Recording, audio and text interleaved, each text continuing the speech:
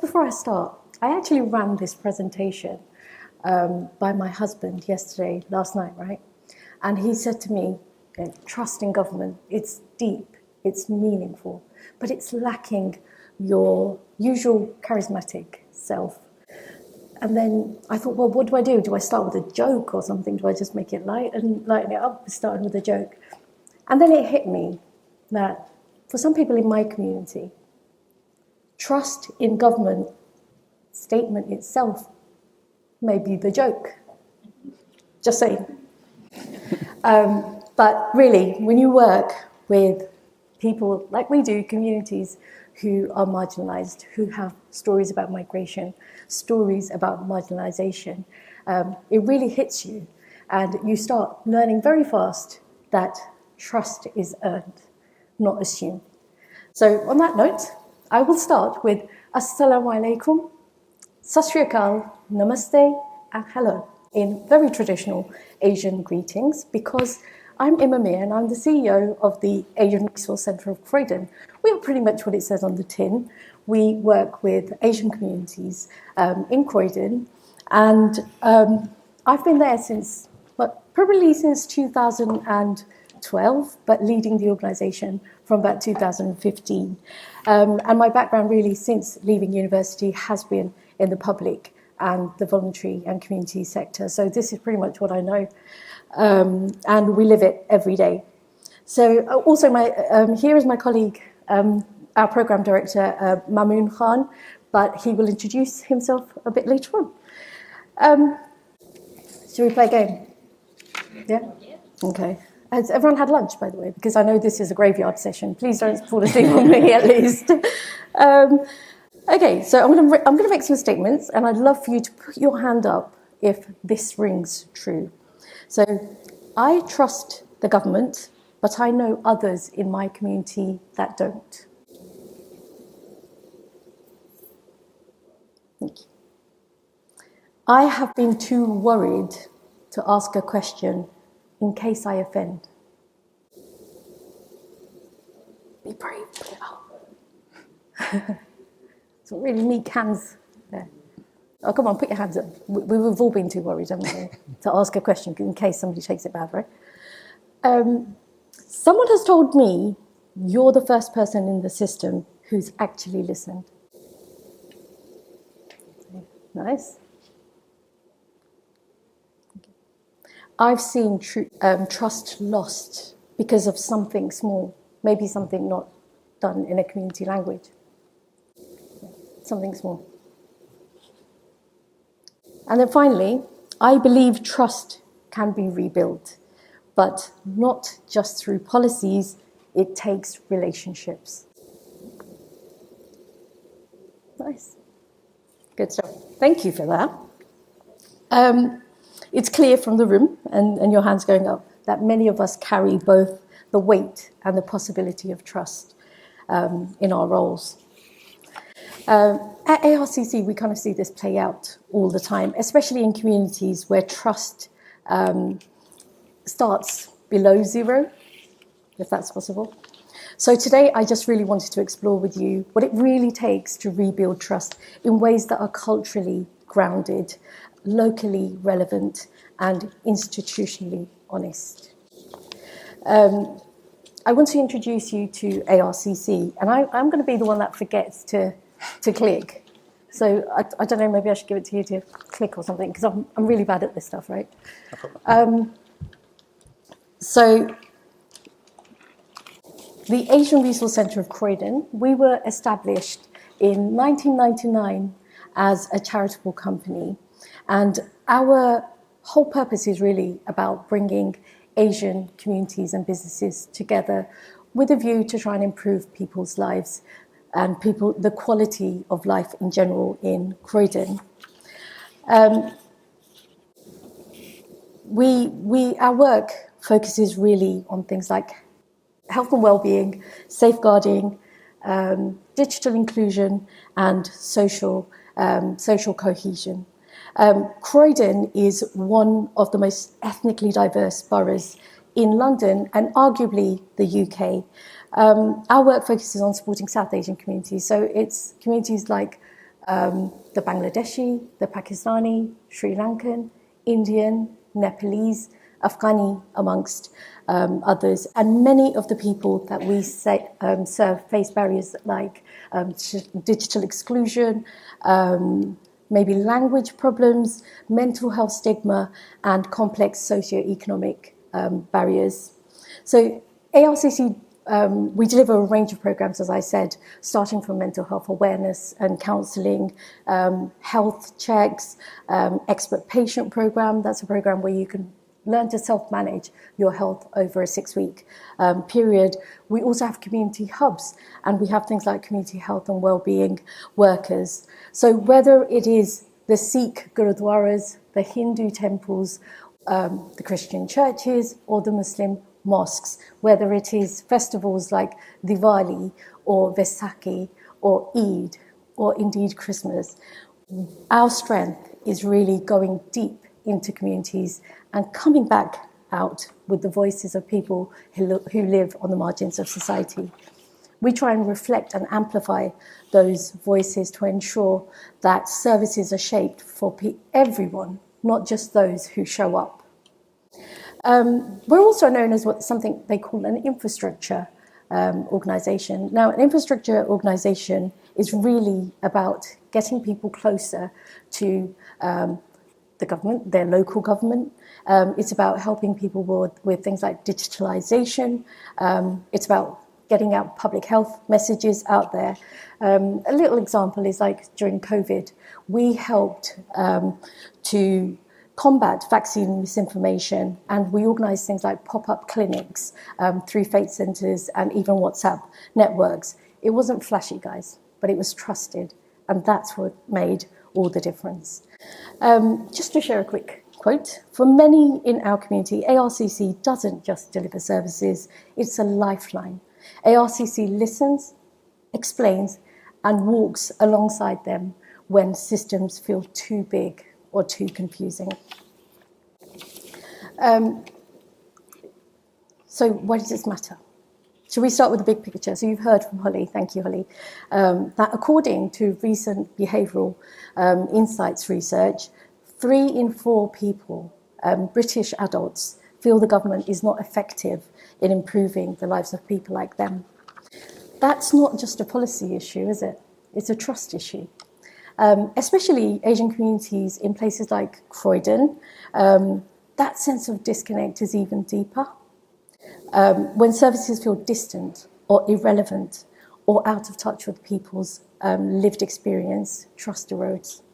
Not just individual services, but in government as a whole. At the Asian Resource Centre of Croydon, we hear this every day. People say to us, I don't know where to go, or I don't think they understand my situation. You've all heard this, right? People feeling like that. Well, that sense of being unseen is what creates barriers to healthcare, to safeguarding, to education, and even voting. That's why this conversation matters. He said that government must now show the British people how government can be a force for good. And everyone here plays a part in all of that. We all play a part in all of that. I would say that starts with trust. It starts with listening to communities, working in partnership, showing people through action that public services are here for them. So what does trust look like? Let's talk about some of the pillars, the 3 pillars of trust. The first is competence. Competence is about whether people believe that public services will actually be there for them. Will the system respond when they need it? In our communities, trust is fragile. We hear stories of people being passed on from one department to another, language barriers slowing up access to healthcare, and families not knowing what their rights are around maybe housing. It's not always about services failing, it's about the lack of clarity or approachability and how the service how the service is delivered. At ARCC, we try and act as that bridge, helping people to access those services, but also feeding back where the service feels inconsistent or inaccessible. When civil servants make services clearer, more predictable, and more localised, that's competence in action. That's when trust starts growing. Delivering effective, user-friendly public services builds credibility. Even small improvements in signposting and responsiveness can dramatically change how a service is perceived. So the second one is integrity. Integrity is the most visible, yet the most fragile, probably, parts of trust. Communities are very quick to sense when engagement is symbolic rather than sincere. People can tell. Consultations where people have shared difficult experiences, but nothing has changed. We've been invited, and I can think of many situations where we've been invited to roundtables where it felt a bit like a tick box exercise rather than real collaboration, and that does damage trust. But when civil servants can return to communities with honest updates, even if that's to say, this is what we can't change and why, that builds integrity. When you're open about what's possible and what's not, and when you're open about where you need help to design solutions, it shows humility and respect.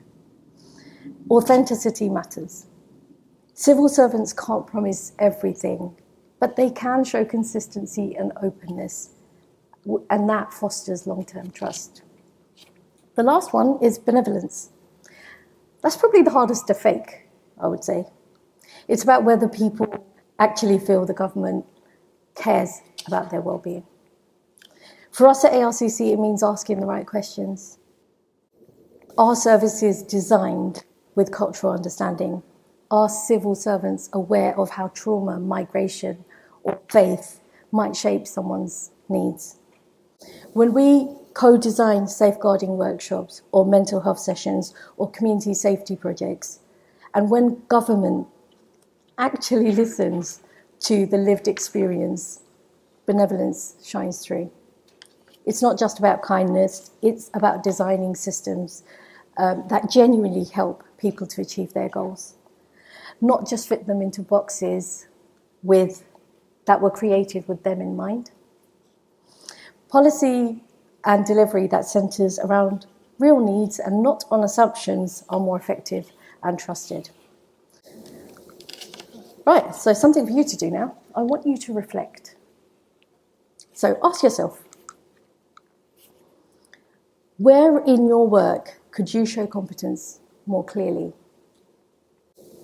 Think about that for a couple of seconds. Where in your work could you show competence more clearly?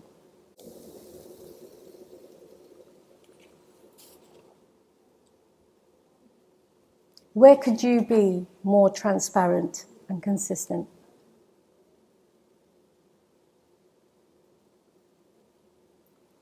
And where can you act with greater benevolence, not just delivering services to, but with people? I think that's something for us all to think about, whether we're in government or not. At ARCC, we work directly with Croydon's diverse Asian communities. And when we talk about trust, we're not starting from a neutral point. We're starting from a place where trust has already been strained or broken. The first challenge is historical marginalisation. So many of our community members, particularly first-generation migrants, have experienced a sense of being othered by institutions. Some came to the UK as refugees or asylum seekers, and their very first contact with the government was through immigration systems that felt perhaps too hostile or impersonal. For others, It's about long-standing underinvestment in their neighbourhoods or over-policing without consultation. Then there's the ongoing issue of language barriers and digital exclusion. So many elders, especially women in our community, may not read or write in English, and that limits their ability to be able to engage with services independently. Even younger people might be struggling to cope or navigate through complex websites and systems that they simply just do not understand. During COVID, this became really stark. Critical health information wasn't always translated or shared in culturally appropriate ways. And trust erodes and confidence erodes in public institutions where the government is not putting through messages that people can understand. Lastly, there's the perceived inaction or broken promises. We've seen cases where local or national government consults with the community, it gathers feedback, and then nothing happens. When that cycle repeats, people stop believing that they will ever be heard. It creates a sense that their voice doesn't matter unless they fit a particular mould. For Asian communities in Croydon, trust isn't just about being listened to. It's about being seen, about being respected, and having your lived experience being taken seriously by people in positions of power. Right, so I will hand over now to my colleague Mamoon, who's going to give you some case studies about some of the work that we do in Croydon and how we work with communities in building trust.